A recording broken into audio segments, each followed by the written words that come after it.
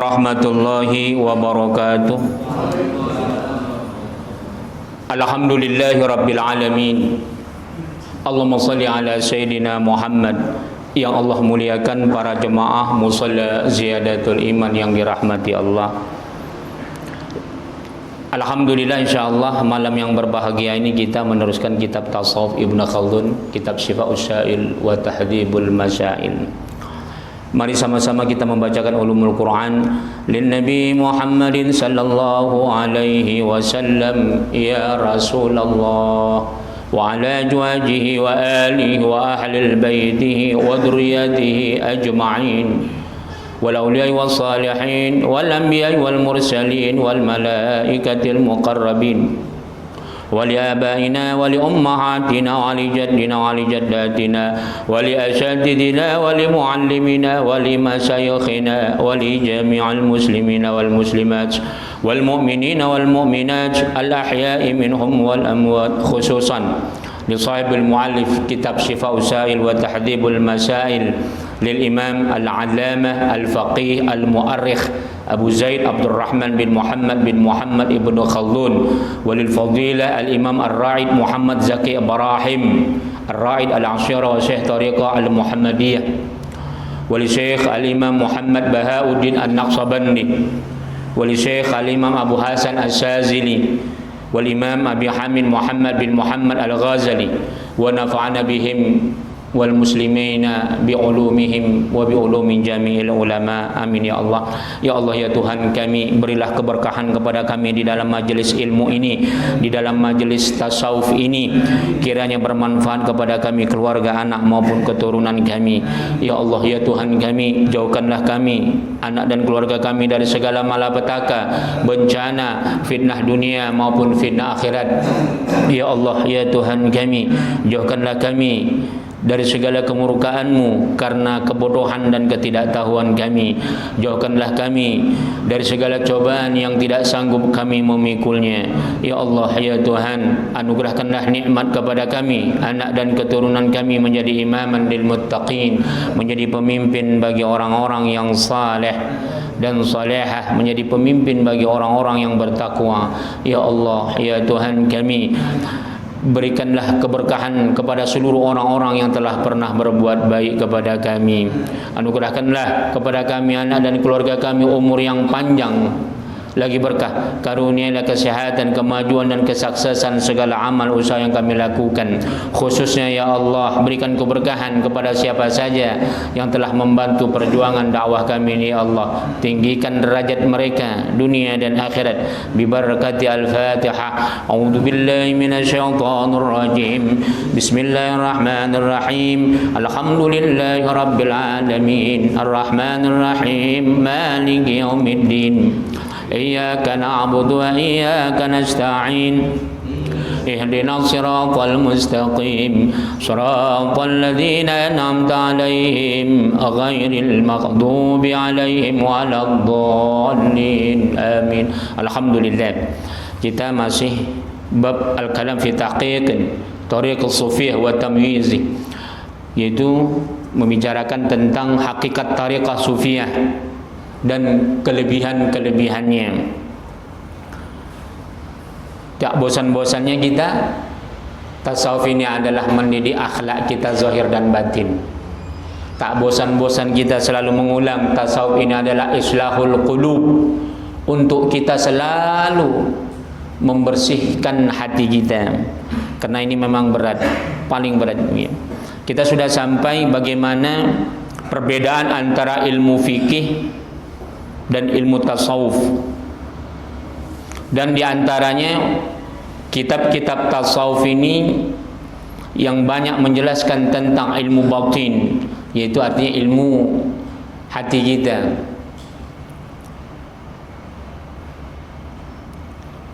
Banyak diantara para ulama fakatabu fi dzalika musannifat, banyak mereka para ulama menyusun, mengarang kitab-kitab tentang ini. Hiya ummahatul ifadah. Jadi karya mereka itu merupakan dasar yang sangat baik. Artinya manfaatnya sangat berfaedah. Jadi apa namanya, ummahatul ifadah itu melahirkan manfaat-manfaat yang begitu besar.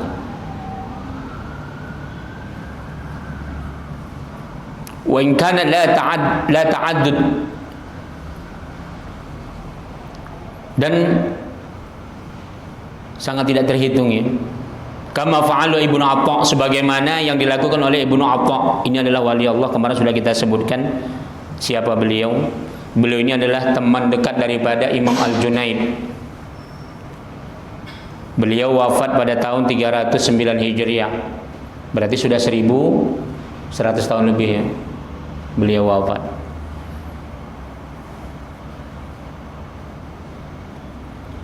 Beliau ulama besar yang sangat luar biasa. Kemudian siapa? Wal muhasibin, atau muhasib. Fi kitab Ar-Ri'ayah, ada namanya kitab Ar-Ri'ayah, banyak bicara tentang tasawuf. Ini juga adalah wali Allah. Wa tabi'uhu Al-Ghazali.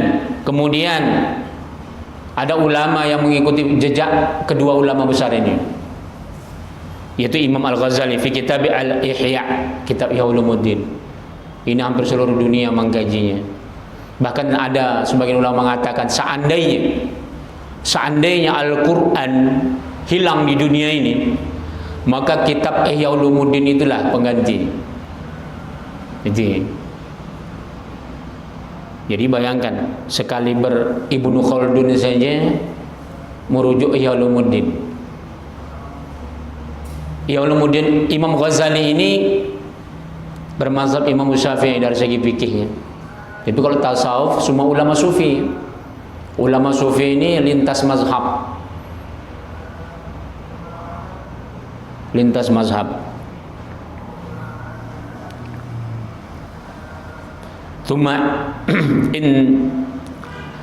in nazar al-faqih,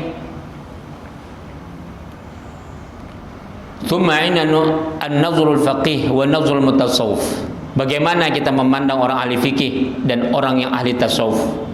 Al tafsirin al-madhkurin yastami'ani fima yakhussu al-mukallaf fi nafsi min af'al al-jawarih fi ibadatihi. Bagaimana mereka, para ulama ahli fikih maupun ahli tasawuf, mereka semuanya adalah saling berketerkaitan, saling bersatu mendukung tujuan seseorang, terutama orang yang mukallaf, orang yang sudah dibebani akan beban syariat terhadap dirinya. Bagaimana mereka berperilaku mengamalkan agama Allah ini, baik secara zahir maupun secara batin di dalam ibadahnya, secara perilakunya. Itu akan dilihat nanti di situ, apakah dia ahli fikih, apakah dia juga ahli tasawuf, apakah bermanfaat fikihnya terhadap dirinya atau bermanfaat ajaran-ajaran tasawuf yang dipelajarinya. Wa tanawulu lidururiyati. Begitu juga apa saja yang meliputi dari kedua ilmu ini di dalam aspek-aspek kebutuhan yang diperlukannya. Jadi antara ilmu fikih dengan ilmu tasawuf, bagaimana latar belakang tasawuf dan ilmu fikih ini tidak bisa dipisahkan. Kemarin sudah kita bentangkan panjang lebar manfaatnya. Jadi kalau kata ulama, apabila seorang sufi dia jauh daripada ilmu fikih, bodoh dia ilmu syariatnya, dia akan bisa jatuh ke dalam zindik. Tahu Bapak zindik? Keluar dari agama Allah. Makanya banyak orang mengataskan nama tasawuf, dia mengaku sufi, mengaku pelajaran, mengkaji tasawuf, tapi zindik, sesat. Ajaran tasawuf dicampur dengan kekuatan jin. Ajaran tasawuf dicampur dengan khurafat-khurafat budaya. Ajaran tasawuf dicampur dengan ajaran-ajaran setan. Ajaran tasawuf digunakan untuk membangun paternalistik, kepemimpinan dengan cara-cara menghalalkan segala cara. Sebaliknya, seorang ahli fikih apabila dia tidak mengkaji tasawuf, tidak mengamalkan ilmu-ilmu tasawuf, maka dia akan kotor.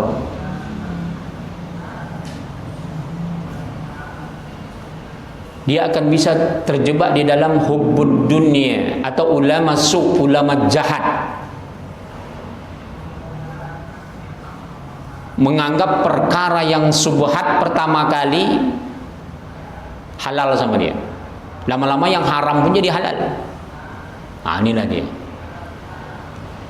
Dan kita orang awam apabila jauh daripada ilmu tasawuf, maka etika akhlak kita rendah. Ketika akhlak kita rendah, apapun yang kita kaji tentang syariat ini tidak sampai sama hati kita, sama diri kita, dan keberkahannya tidak ada. Ada nggak orang mengkaji, menuntut ilmu, Pak, mencari-cari kesalahan saja? Ada nggak? Ada. Dia duduk di majelis ilmu, kerjanya untuk mencari celah aib orang. Kalau nggak aib orang lain, aib gurunya. Itu ada. Ini ada, etika akhlak itu tidak ada. Makanya kalau kemarin pertanyaan bagaimana ciri-cirinya keberkahan ilmu itu, nggak susah. Nggak susah.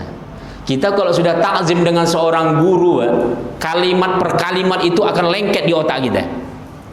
Kalau kita sudah punya adab di dalam majelis ilmu, biasanya kita tidak akan membedakan dimanapun kita. Biasanya itu langsung lengket itu.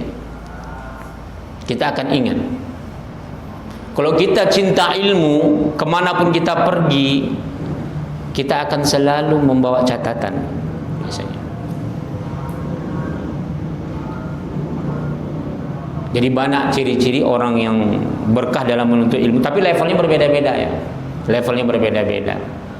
Kalau level yang tinggi itu dia akan selalu memurajaah, badlul juhud.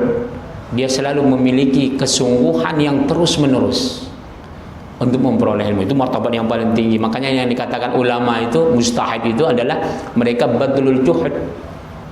Kesungguhan mereka yang terus-menerus untuk menggali agama. Enggak cukup dia dapat gelar doktor berhenti dia buka buku. Ini banyak sekarang dosen-dosen sekarang kalau sudah dapat gelar S3 ngajar, ya udah dia nggak buka buku lagi, Pak.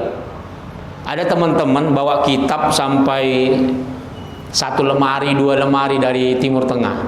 Itu jadi pajangan aja. Diajarkan enggak, dibaca enggak usah kan diajarkan, dibaca pun enggak. Kenapa? Pernah saya tanya, kenapa Ustaz? Kok nggak dibaca? Cuma lah, saya ngajar di sekolah internasional. Sekolah internasional sekarang ini kan paling-paling bahasa Inggris, bahasa Indonesia. Buku agamanya pun bahasa Indonesia. Tak perlu lagi kitab-kitab ini katanya. Jadi dipajang aja, Pak. Beli lemari yang mahal-mahal, dipajanglah kitab itu kan. Ada lagi datang sama saya, senior saya ini. Tamatan dari Mesir. Tengoknya saya kok kemana-mana bawa kitab, padahal kerja berat bawa kitab. Saya dulu kerja berat, Pak. Saya dulu pulang dari Mesir, Pak, beli pick up saya baru, ngangkat barang saya. Tapi kitab itu nggak pernah tinggal di mana. Saya juga menterjemah. Saya ngangkat barang, saya menterjemah. Datang sama saya, wah Ustaz, kemana-mana masih juga sibuk dengan ilmu. Iya, kalau saya kitab saya semua di kampung gitu. Saya tahu beliau itu paling suka beli kitab. Kitabnya mungkin 3 ton ada, Pak. Sampai di kota di Indonesia nggak ada di bawahnya. Kenapa? Di kampung semua. Kenapa di kampung nggak dibawa kemari? nggak dipelajari katanya. Saya ngajar aliyah, di aliyah pun sekarang buku bahasa Indonesia katanya. Kalau belajar nahwu paling mubtada khobar, paling fi'il madi, fi'il mudhari, pelajaran anak ibtidaiyah katanya. Nah itulah dia. Makanya keberkahan ilmu itu tergantung orangnya. Jadi saya bilang begini, apapun pekerjaan kita, tugas kita, kita harus tampil di masyarakat. Kita harus kembangkan ilmu itu di majelis ulama, di lembaga-lembaga fatwa ormas. Kalau enggak kita menulis. Saya walaupun kerja berat menulis saya, Pak. Tahun 2005 kalau nggak silap, masih ada sekarang. Korannya itu saya clipping itu, saya simpan itu, Pak.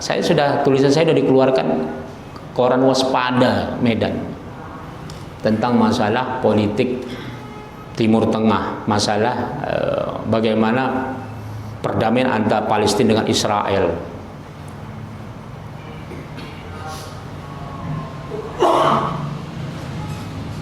Jadi meskipun kita tidak mengajar, kita tidak ini, carilah celah-celah bagaimana kita berdakwah di tengah-tengah umat ini agar ilmu itu bermanfaat. Itu dia ya.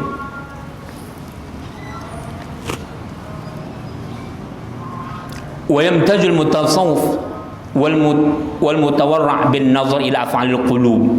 Jadi kelebihan daripada orang-orang yang mengamalkan tasawuf itu adalah mereka adalah orang-orang, kita bisa melihatnya wara'. Apa yang dikatakan wara', Pak? Tarkus subahat. Takut dia, yang enggak usahkan yang haram, Pak. Yang samar-samar itu baina al-halal wal haram, takut dia. Apalagi sampai kita cepat berburuk sangka. Melatih kita jangan cepat berburuk sangka kepada orang. Ada orang berbuat baik, ada aja prasangka buruk kita. Ya, ada aja buruk sangka kita. Nggak bisa kita melihat orang berbuat baik, apalagi berbuat jahat. Kalau sudah kita suka menilai orang lain berbuat baik saja jahat, pastilah orang yang jahat kita lebih buruk lagi menilainya. Jadi mujahadah, jihad untuk kita selalu tasfiyatul qalb, membersihkan hati. Itulah yang diajarkan oleh tasawuf itu. Jadi wal mutawarra' bin nazar ila af'alil qulub. Jadi orang-orang yang wara itu akan dilihat dari segi dari hatinya. Dari hatinya itulah bisa dilihat. Wa i'tiqadatuhum wa tulawina tuha yumayizul mahmud minal madmum. Bagaimana keyakinan dia ya, mengamalkan ajaran-ajaran tasawuf ini, bagaimana warnanya, bagaimana perbedaannya, bentuknya, kelebihan, dan dia bisa membedakan mana warna yang memiliki kelebihan yang bagus, yang terpuji maupun yang tercela. Jadi kalau kita udah nggak bisa membedakan antara mana yang terpuji, mana yang tercela, ini berarti kita belum bisa menjalankan sifat wara. Karena ada gitu, kita nggak tahu kita mana yang terpuji, mana yang tercela, sama saja dia, sama sih antara yang baik dengan yang tidak. Jadi dari perkara yang kecil sampai perkara yang besar. Ada orang rajin, salah nggak orang rajin menyapu, Pak? Nggak salah. Tapi kalau caranya dia menyapu, di situ ada makanan, dia menyapu, makanannya nggak ditutup. Sedangkan ditutup saja, kalau makanan di bawah kita menyapu, itu sudah tidak berakhlak namanya. Udah pastilah debunya kena kan. Jadi disitulah kita sampai perbuatan sekecil itu pun kita dituntut. Ada saya perhatikan begitu, orang berjualan bagus, niatnya baik untuk membersihkan, tapi semua makanan yang bersih itu di situ dia nyapu. Allahu Akbar. Itu gimana itu ya? Terbuka semua makanan yang begitu enak, di situ dia nyapu. Ya udah pastilah debu yang disapu kena semua kan. Dan itu harus kita didik anak kita dari kecil sampai nanti besar. Jadi nggak heran kita kalau sudah tua nanti dia begitu kerjaannya. Saya pernah lihat lagi seorang anak gadis kerjanya hanya nonton TV, makan cemilan setelah pulang sekolah. Ibunya kerja nyapu, menggosok pakaian. Kalau bahasa Medan menggosok. Kalau di sini apa namanya? Menyetrika ya. Lain pula bahasa Medan nih, menggosok lain. Menyetrika, ya. Santai aja dia. Merasa nggak berdosa itu ibunya menyapu di depan matanya. Kalau kita dulu, Pak, jangan sampai ibu kita megang sapu, kita ambil itu. Kecuali kalau ibu kita nggak mau diambil, itu barulah. Begitu juga kalau ibu kita nyuci piring, kita duluan mengambilnya.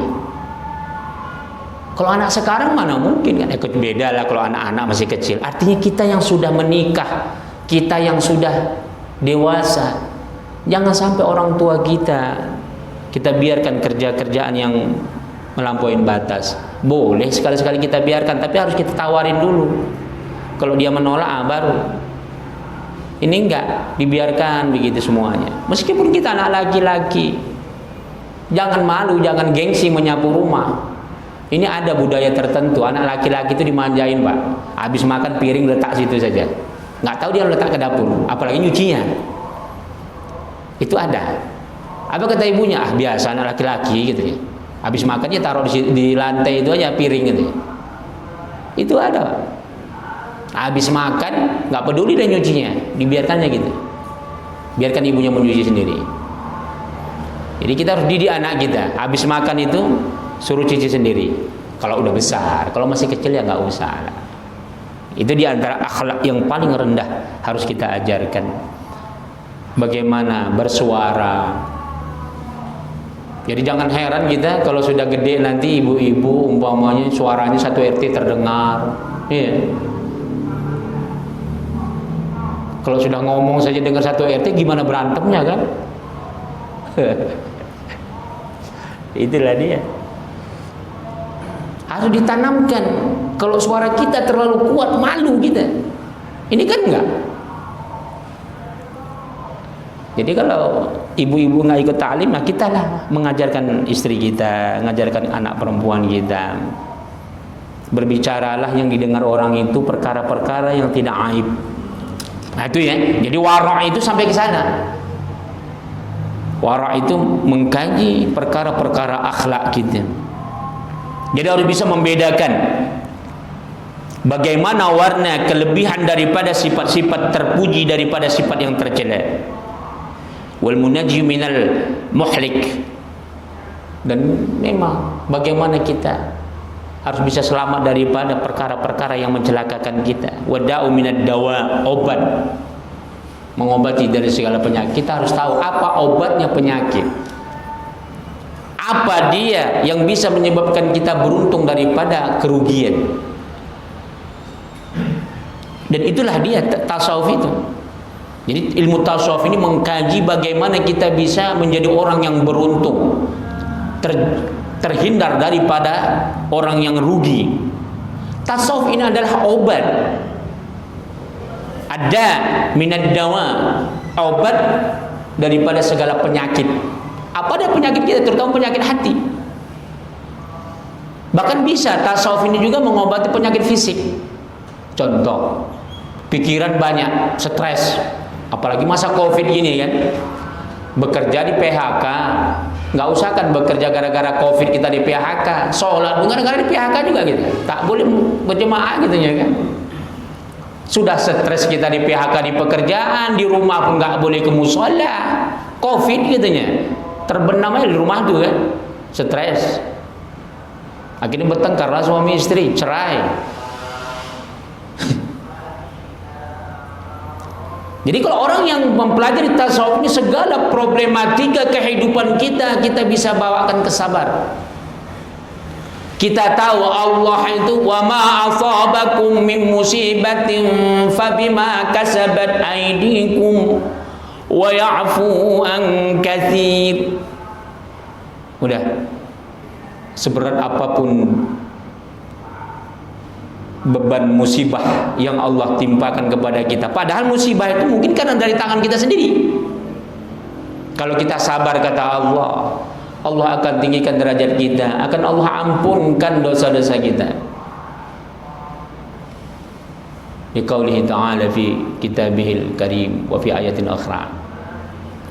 Wa qala la tathriba 'alaikumul yawm yaghfirullahu lakum wa huwa arhamur rahimin.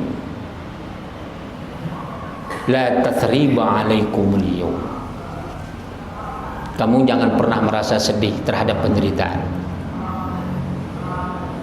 Hari ini engkau menderita begitu berat. Percayalah, kata Allah. Ini Nabi Yusuf ini ceritain dalam Al-Quran. Allah abadikan Nabi Yusuf bercerita kepada saudara-saudaranya. Allah timpa cobaan yang begitu berat. Karena sebab apa? Karena sebab ulah tangan mereka melakukan kecurangan-kecurangan terhadap Nabi Yusuf. Sehingga mereka ketika itu pacekli harus mencari makanan sampai berpuluh-puluh kilometer. La tathriba 'alaikumul yawm.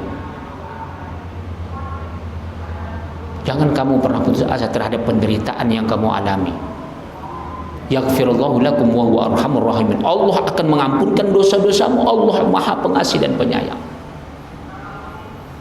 Nah, jadi tasawuf itu bagaimana mengajarkan kita selalu ikhlas. Boleh marah, tapi marah kita jangan pakai hawa nafsu. Ini nggak marah dendam, ya. Marah dendam nggak boleh. Kita marah cukup sifatnya tarbiyah, mendidik. Tapi jangan dendam. Ini nggak, kalau udah marah kadang-kadang nggak usah kan sama tetangga, sama teman, sama istri nggak mau cakap dia. Ada nggak gitu? Kalau sudah ngambek sama istrinya 1 minggu tak ngomong. Waduh, saya salut juga saya itu kan. Ada orang 6 bulan nggak ngomong sama istri. Bahkan bertahun-tahun datang sama saya, Ustaz, kenapa? Saya satu rumah sama istri saya, Ustaz. Kenapa rumah satu rumah? Iyalah satu rumah sama istri. Bukan begitu, Ustaz. Saya sudah berapa tahun ini nggak pernah satu kamar katanya. Kenapa? Nggak ngomong. Allah, la ilaha illallah. Kalau sudah sama istri sendiri kita seperti itu, bagaimana dengan yang lain? Bagaimana dengan orang lain? Gak boleh. Kita silahkan marah sama istri kita, tapi jangan dibawa ke hati. Jangan dendam. Cukup 5 menit, gak boleh lebih dari 5 menit. Bisa gak? Berat lah. Ini tergantung orangnya ini. Tergantung orangnya. Kalau ngambek, kalau lebih dari 5 menit, nggak sampai dari 5 menit susah itu. Kadang-kadang satu malam pun dia tak satu tempat tidur. Kalau udah ngambek dari istrinya. Jangan lebih dari 5 menit. Dilatih, bisa nggak? Wah. Memang watak orang berbeda-beda. Nggak semua orang itu punya sifat tegas. Nggak semua ada orang yang mampu dia mengendalikan amarahnya. Makanya kemarin pembagian nafsu itu, Pak, di situ kita bisa melihat level kita. Nafsul ammaratus su. Jadi jiwa kita, nafsul amarah itu selalu akan merendahkan martabat kita. Selalu yang keluar dari hati kita itu sumpah, serapah, semua perkara-perkara yang buruk. Yang lahir dari pikiran kita semuanya yang jelek. Muka kita tegang, kita kaku. Jadi inilah tasawuf ini mengajarkan kita untuk bisa nggak kita merendahkan diri. Karena kata Allah, innallaha la yuhibbu kulla mukhtalin fakhur. Allah tak cinta kepada orang-orang yang congkak dan semena-mena. Itu ya. Jadi wada'u minad dawa. Jadi tasawuf ini adalah obat dari segala penyakit. Itu kelebihannya. Wa imtazul faqih bin nazar fima ya'ummul mukallifin minal muamalat. Adapun kelebihan orang yang ahli fikih ini adalah mereka bisa melihat bagaimana yang terjadi terhadap orang-orang yang sudah memikul beban. Artinya kita orang dewasa ya, orang-orang dewasa di dalam pergaulan sehari-hari. Makanya kalau orang yang ahli fikih itu orang yang artinya ngerti agama ya. Ini Ibnu Khaldun menyebut faqih itu level yang paling tinggi, Pak. Orang ahli agama yang tinggi itu levelnya faqih. Paling rendah apa? Yang level agama. Bisa dia ngajar anak-anak alif bata, ya. Jadilah itu. Bisa dia doa tahlilan, jadilah itu.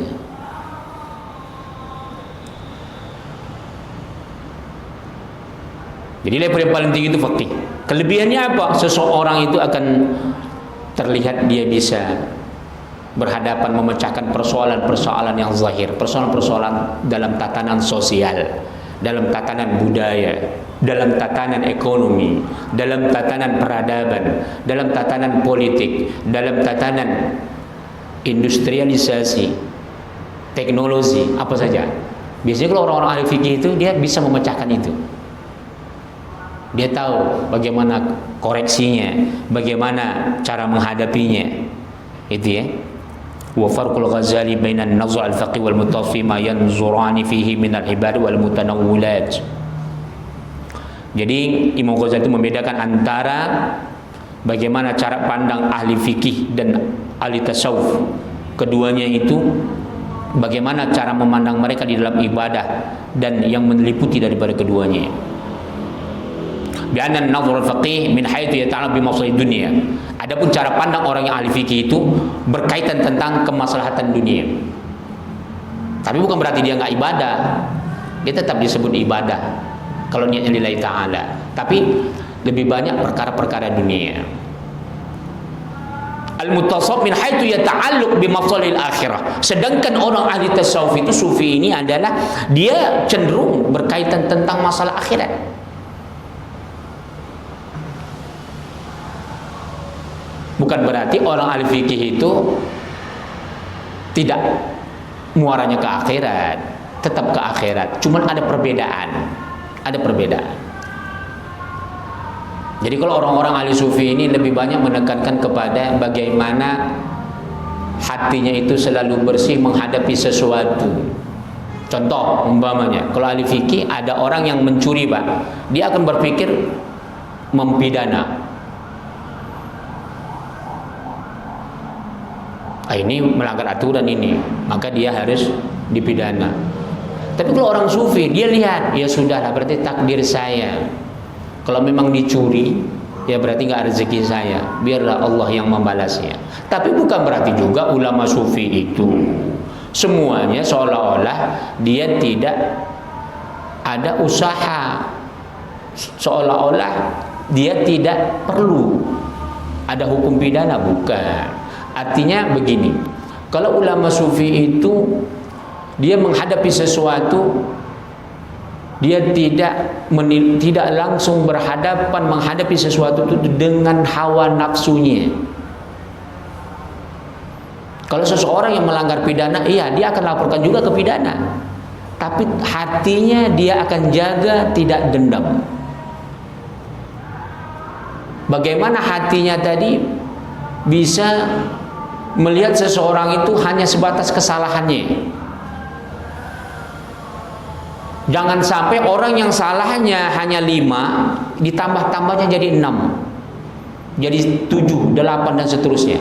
Jangan sampai aib seseorang itu sudah dia salah kita sebar kemana-mana. Itu perbedaannya itu. Tapi bukan berarti orang ahli fikih juga dia dihalalkan berghaibah, menggosip, tidak.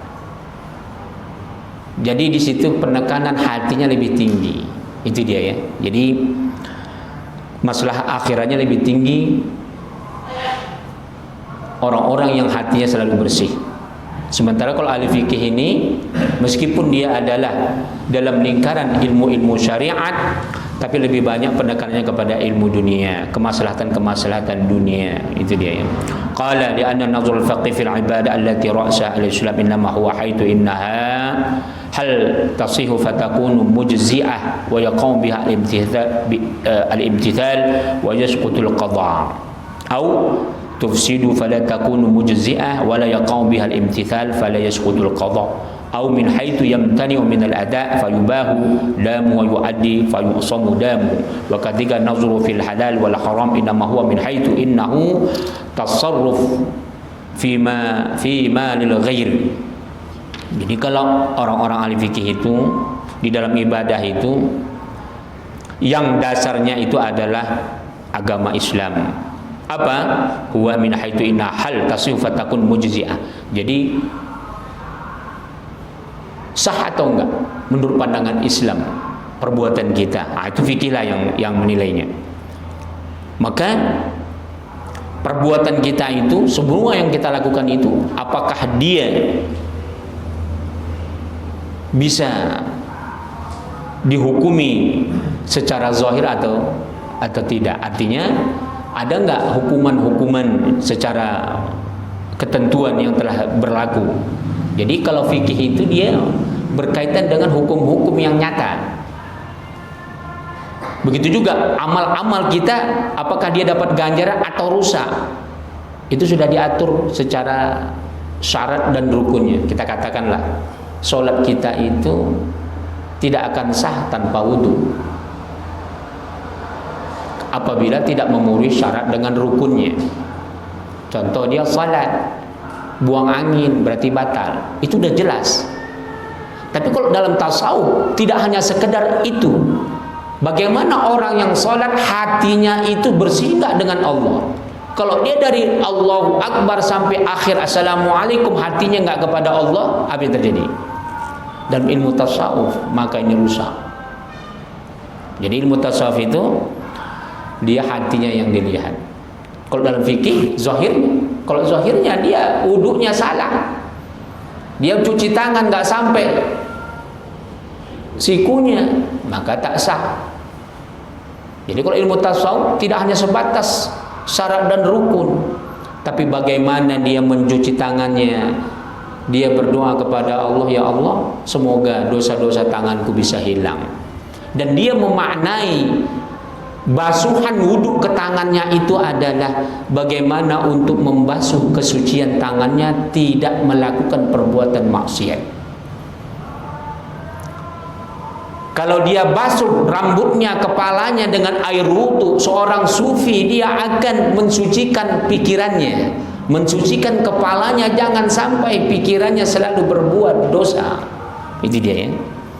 Jadi tentang halal dan haram, itulah yang dikaji oleh ahli fikih. Berbeda dengan ahli tasawuf, tidak hanya sebatas itu, tapi lebih jauh daripada itu. Itu dia ya. Wallahu taala alam bisawab. Silakan kalau ada pertanyaan, kalau enggak kita teruskan. Ustaz. Fadhal. Fadhal. Ya nanti kedua. Zikir Ustaz. Iya.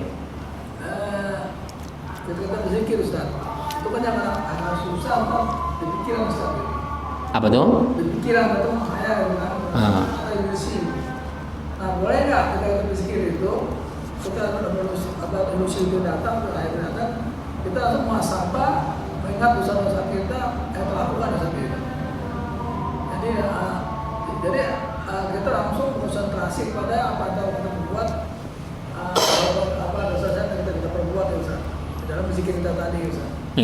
Sebenarnya tadi masalah itu uraian di mana beda antara tasawuf Nukadun dan apa tadi? Perbedaan uraian daripada Ibnu Khaldun dan Imam Ghazali Ustaz dalam tasawuf ini. Terus udah ya, oke silakan. Ustaz, dari penjelasan Ustaz tentang tasawuf dan fikih dan juga dari informasi yang saya dapatkan, saya sementara ini menggambarkan fikih itu adalah seperti kotak kemasan, box, packaging, sementara tasawuf itu adalah isi, seperti rokok dan isinya. Jadi karakter fikih itu keras, tegas, hitam putih, sementara tasawuf itu lebih fleksibel, lebih universal, lebih lembut. Cuma kenapa faktanya saya melihat di pengajian majelis taklim kecenderungan masyarakat kita lebih porsinya lebih banyak menyibukkan dengan kajian-kajian fikih. Padahal Ustaz tadi sampaikan bahwa tasawuf itu universal, lintas mazhab dan lain pertanyaannya adalah bagaimana idealnya kita mempelajari kedua ilmu ini? Apakah fikih dulu baru tasawuf atau paralel? Ya, itu aja ya. Oke, silakan yang ketiga. Siapa tadi? Saya jawab dulu ya. Alhamdulillahirabbil alamin. Bagaimana kita khusyuk berzikir? Jadi berzikir ini juga kadang-kadang bermacam level ya. Ada orang berzikir itu kalau dia ngantuk saja, boleh jadi mungkin gangguan badannya, ada jinnya, banyak jin di badannya. Yang kedua, mungkin kita juga kurang adab terhadap doa itu. Keberkahan kita mendapatkan doa itu. Banyak orang menyepelekan tentang sumber doa. Banyak. Contoh, ada orang Pak, sekarang ini kalau punya anak itu cari nama yang cantik Pak.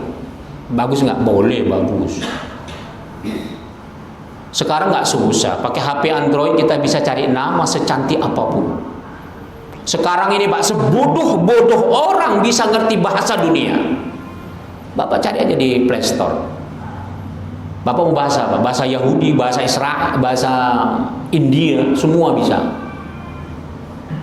Bahasa Arab, bahasa apa? Udah. Tapi ada yang tidak diketahui orang, berkah daripada kita menabalkan nama anak. Dia dapat nama dari mana? Dari orang yang fasik. Cantik namanya Pak. Tapi orang yang fasik yang ngasihnya. Orang yang nggak sholat. Orang awam. Ada yang ngasih orang alim. Tapi dipikir-pikirnya, ini nama-nama kolot katanya. Jadi kalau sudah kita tidak punya ilmu, tidak punya makom, bagaimana cara melihat keberkahan itu terlihat dari mana kita mengambil sesuatu itu. Sama kayak tobat. Ada orang Pak, ulama besar, jangan mencuri, hukumnya haram. Jangan berbuat maksiat, hukumnya haram. Nggak mau didengar Pak. Mencuri dia Pak, jambu tetangga, dipukul orang gila dia Pak, gara-gara mencuri. Besok tobat dia nggak mencuri. Tobat dia karena orang gila, bukan karena ulama. Apa makomnya di sisi Allah? Beda. Ada orang masuk Islam karena ulama besar, tidak sama dia masuk Islam gara-gara melihat orang lain, orang awam. Atau dia masuk Islam mungkin karena dengar azan. Nggak sama levelnya dengan dia masuk Islam gara-gara lihat ulama besar. Martabatnya akan berbeda. Begitu juga kita kembali kepada zikir tadi. Zikir itu kita harus tahu adabnya dulu, dari mana sumber kita dapat, bagaimana kita mencari keberkahan zikir itu, dan dari siapa orang yang kita ambil keberkahannya. Jangan lupa mendoakannya. Jadi kadang-kadang ada zikir itu memang bisa panas di badan kita, bisa panas. Pertama, kaifiatnya salah. Yang kedua, kita adab-adabnya kita kurang. Adabnya apa diantaranya? Kita doakan dulu siapa yang memberikan doa itu, zikir itu. Puncaknya siapa? Rasulullah. Bacakan doa untuk Rasulullah, para keluarganya, sahabat-sahabat ulama, para tabi'in. Baru ulama yang ngasih itu.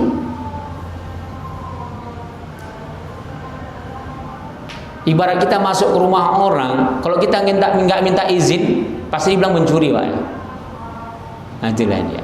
Jadi kalau untuk kita cara khusyuk bermacam-macam, itulah pentingnya latifah itu. Zikir latifah di dalam Thariqah Naqsabandiyah itu diajarkan. Apa dikatakan latifah? Sinyal. Ketika kita letakkan latifah qalbu, maka zikir itu di qalbu kita. Itu kita latih dari yang sedikit dulu. Pakai tingkatan dia, jangan langsung 1000. Kalau kita belum melangkai, belum kita istiqomah 100. Jangan 100 kalau kita belum istiqomah 33 umpamanya, 50, yang sedikit dulu. Terus. Ada latifah ruh umpamanya. Jadi sinyal kita, oke, jangan kita nggak bentangkan latifah dulu ya. Cukup satu saja dulu, latifah qalbu dulu. Maka kita hempaskanlah sinyal zikir kita itu, walaupun lisan kita ikut berzikir, tapi hati kita itu yang harus kita khusyuk. Sinyal hati kita itulah la ilaha illallah. Kalau sudah latifah kita khusyuk, biasanya nggak ngantuk itu dia, tidak ngantuk, tidak akan ngantuk itu. Kalau ngantuk juga berarti ada yang salah itu. Kecuali kalau kita zikir-zikir bebas, itu ada masa kita ngantuk. Tapi kalau untuk kita khusus, zikir khusus dan waktu yang khusus, maka itu akan bisa terlihat tergantung kitanya cara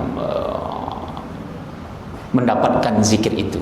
Apakah kita sudah beradab, apakah kita sudah melakukan yang baik terhadap itu. Jadi zikir itu pada dasarnya ya bebas, semua orang bisa berzikir. Tapi bagaimana zikir itu bisa menjadi darah daging sama kita, bisa menjadi nur, cahaya. Pertama istiqomah. Kita harus istiqomah zikir itu.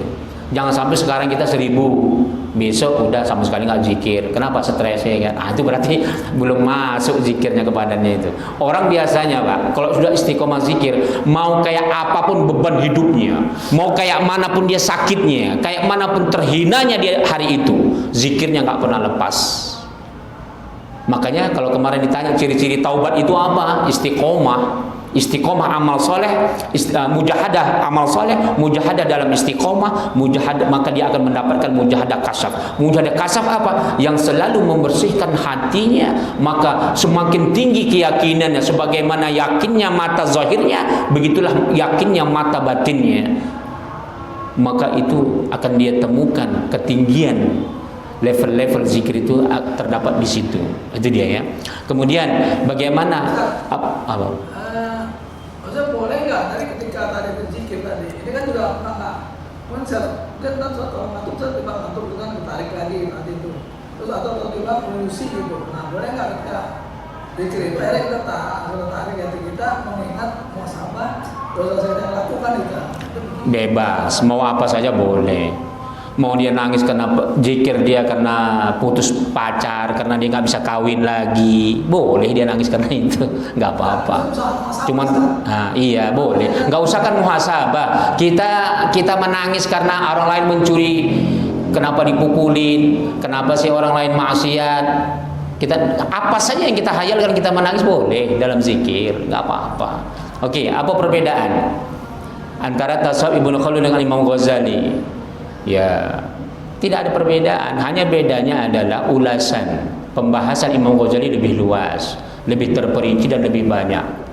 Kalau Ibnu Khaldun ini nggak dikenal orang kitab tasawufnya yang sebagaimana yang dikenal oleh Imam Ghazali yang disusun oleh Imam Al-Ghazali. Ibnu Khaldun terkenal adalah seorang filosof, sosiologis, seorang politikus dunia luar biasa. Jadi kitab tasawufnya insya Allah kitab tasawuf Ibnu Khaldun mungkin baru majelis ilmu kita.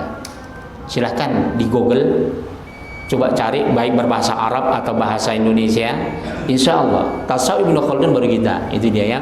Kemudian tadi memang iya, tasawuf itu adalah dia zahir, bisa dikatakan kalau tadi dikiaskan dengan sebuah kota, dia adalah kotaknya, tapi tasawuf itu adalah isinya. Tapi jangan salah, tasawuf dengan fikih jangan diibaratkan ibarat kotak dan isi, tidak.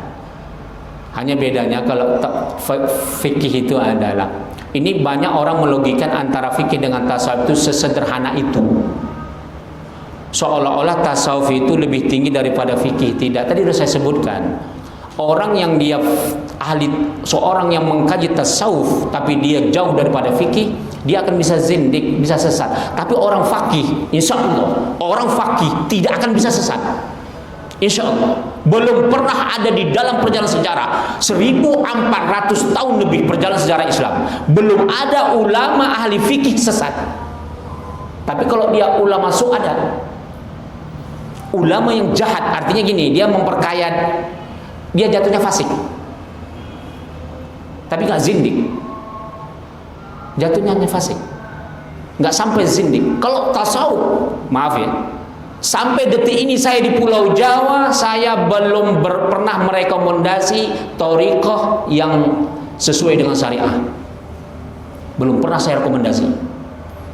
Maaf, walaupun teman-teman saya ada kepala tasawuf ini, karena saya perhatikan thariqah tasawuf yang ada di Pulau Jawa banyak bercampur jin. Terus terang, Pulau Jawa termasuk Jakarta ya. Teman-teman saya banyak punya thariqah. Bahkan dulu nenek moyangnya itu wali Allah. Setelah saya teliti ternyata apa? Karena gini Pak, banyak orang sekarang instan, bahkan yang bergelar-gelar, maaf, yang biasa dikutuskan Habib, kepingin supaya banyak pengikutnya, gengsi. Kalau seperti ini banyaknya 2-3 orang gengsi mengajar kitab, supaya banyak pengikutnya, dia mengkaji ilmu-ilmu supranatural, bisa mengobatin orang 1000 orang jemaah. Ketika kita lemah ilmu fikih kita, yang terjadi seperti itu, jalannya instan. Sehingga apa? Mengajarkan ilmu tasawuf bercampur dengan mistik. Yang terjadi pengikutnya supaya banyak orang mengikutinya. Maaf, sekarang ini kalau tangan Bapak patah, saya sembuhkan, insya Allah besok orang ngaji di musola ini 1 kilometer Pak, yakin saya. Orang saya suruh cium kaki saya akan mau. Tapi itu adalah perbuatan batil. Itu dia. Jadi mana yang lebih dahulu? Fikih dulu baru tasawuf.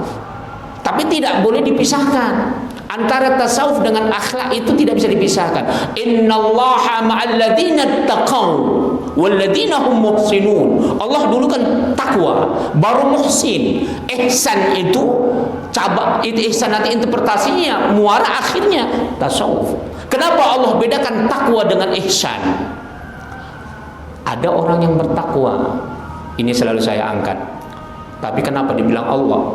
Orang bertakwa itu kenapa dibilang Rasulullah? Orang yang bertakwa kilabu ahlun nar, anjingnya penduduk neraka. Karena nggak ada ihsan sama dia, tidak ada akhlak sama dia.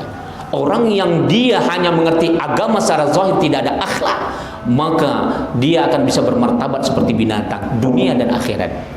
Jadi nggak boleh dipisah. Tapi mana lebih dahulu? Fikih dulu. Dari fikih nanti dia akan di situ akan mengetahui rahasia-rahasia agama. Di situ dia akan mempelajari akhlak lebih mendalam lagi. Tapi intinya antara tasawuf dengan akhlak, antara fikih dengan tasawuf atau tasawuf dengan akhlak tidak bisa dipisahkan. Itu dia. Innallaha ma'al ladzina taqaw wal ladzina hum muhsinun. Allah dahulukan dulu takwa, baru ihsan. Itu dia. Wallahu taala alam bisawab. Ada lagi? Itu ya. Wallahu taala alam bisawab. Al-Fatihah. A'udzu minasyaitonir rajim. Bismillahirrahmanirrahim. Alhamdulillahi rabbil alamin. Arrahmanir rahim. Maliki yaumiddin. Iyyaka na'budu wa iyyaka nasta'in. Ihdinas siratal mustaqim. Shiratal ladzina an'amta 'alaihim ghairil maghdubi 'alaihim waladdallin. A'udzu minasyaitonir rajim. Bismillahirrahmanirrahim. Allahumma ij'al hadzal majlis barakatan wa mubarakah wa ba'id 'alaina fitnatan minad dunya wal akhirah. Walhamdulillahi rabbil alamin. Assalamualaikum warahmatullahi wabarakatuh.